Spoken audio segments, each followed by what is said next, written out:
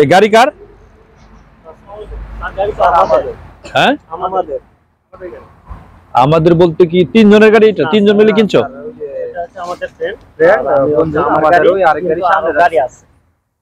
ও গাড়ি আপনার, এই দুজনের আপনার ফ্রেন্ড, আর একটা গাড়ি ওইদিকে সামনে আছে তাই না?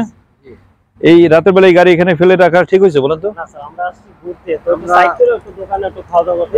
এই পাশেই আমাদের বাসা, আমরা ওই ঘুরতে আসছি, আমাদের আরেকটা গাড়ি ওই সাইডে রাখছি। তো এইখানে এই গাড়িটার দাম কত? গাড়িটার দাম আছে 6 লাখ প্লাস। 6 লাখ? আমাকে ধরেন। আচ্ছা একটা গাড়ির গল্প বলি আপনাকে, হ্যাঁ একটা মজাদার একটা গল্প মনে হলো, এই গল্পটা শেয়ার করি আপনাকে। আপনার বাবা আদর করে আপনাকে গাড়িটা কিনে দিয়েছে, এরকম একটা আদরের ছেলের একটা কথা বলি। কালকে থানায় আসছে একটা অভিযোগ করার জন্য, বুঝছেন? মজার কথা বলি। তার বাবা মা মানে তার অত্যাচারে তার বাবা মা তাকে গাড়ি কিনে দিতে বাধ্য হয়েছে। ঠিক আছে, কি অত্যাচার করছে? মানসিক অত্যাচার করছে। হ্যাঁ গাড়ি একটা কিনে দিয়েছে, কোম্পানির নাম বললাম না, আপনার কোম্পানির নাম যেটাই হোক, তাকে একটা গাড়ি কিনে দিয়েছে।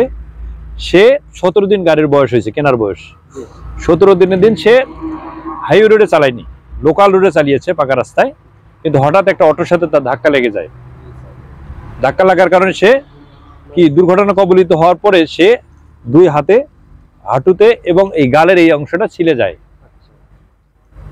তার মাথায় যদি হেলমেট থাকতো ওটা ছিলতো না, যাই হোক এটা পরের কথা। কিন্তু মজার বিষয় হচ্ছে তার বাবা মা তখন তাকে আর কি বলছে, তোর মরে যাওয়াই ভালো ছিল।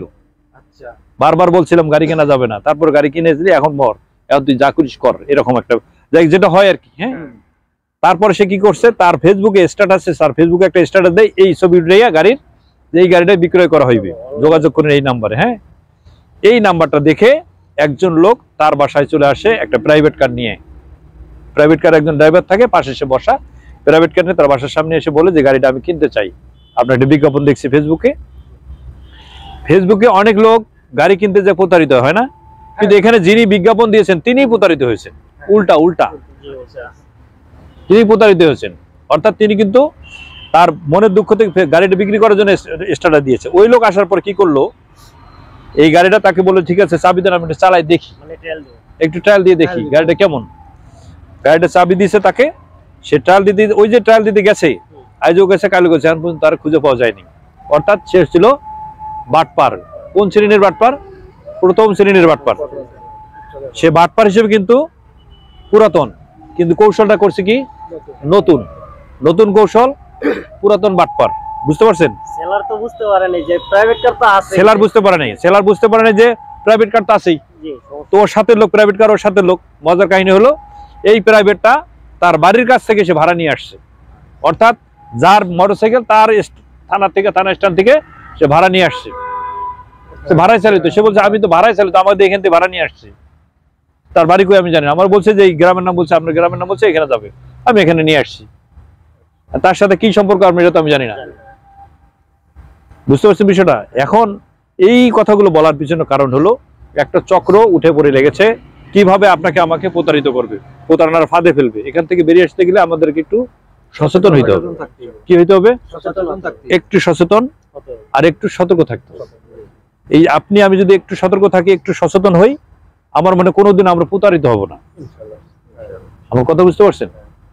অনেকেই আরেকটা বিষয় বলি, এই যে ফেসবুকে আপনি মনে করেন যে গণ অধিকার পরিষদের নুরুল হক, নুরের নাম শুনছেন না? অনেক পপুলার তাই না? অনেকেই তাকে যারা ভালোবাসে, অনেকেই দেখা যায় তার ছবিটা প্রোফাইল পিকচার হিসেবে ব্যবহার করে না? এই প্রোফাইল পিকচার ব্যবহার করে তার মেসেঞ্জার দিয়ে, তার ছবি দিয়ে আরেকজন কি প্রতারিত করতে পারবে কাউকে? করা ঠিক হবে? করে না। কিন্তু অনেকে আছে ছবি ব্যবহার করে আরেকজনকে প্রতারিত করে। ছবি একজনের, নাম্বার আরেকজন, নাম্বার প্রতারকের, ছবি হলো আরেকজনের। সেলিব্রিটি যারা তাদের ছবি ব্যবহার করে প্রতারিত করে।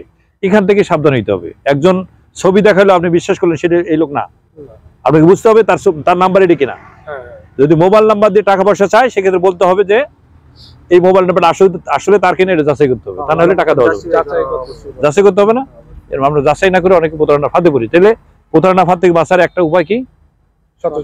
সচেতন হওয়া, সতর্ক থাকা। ঠিক আছে, ঠিক আছে ভাই, রাত বেশি হয়ে গেছে, এখন এখানে থাকা যাবে না। ঠিক আছে, আবার কোনো না কোনো প্রতারকের করে পড়ে যেতে পারেন। ঠিক আছে, ওই যে আপনি এখানে আসেন, আপনার ওই গাড়ি আরেকটা গাড়ি নিয়ে যেতে পারে আরেকজন।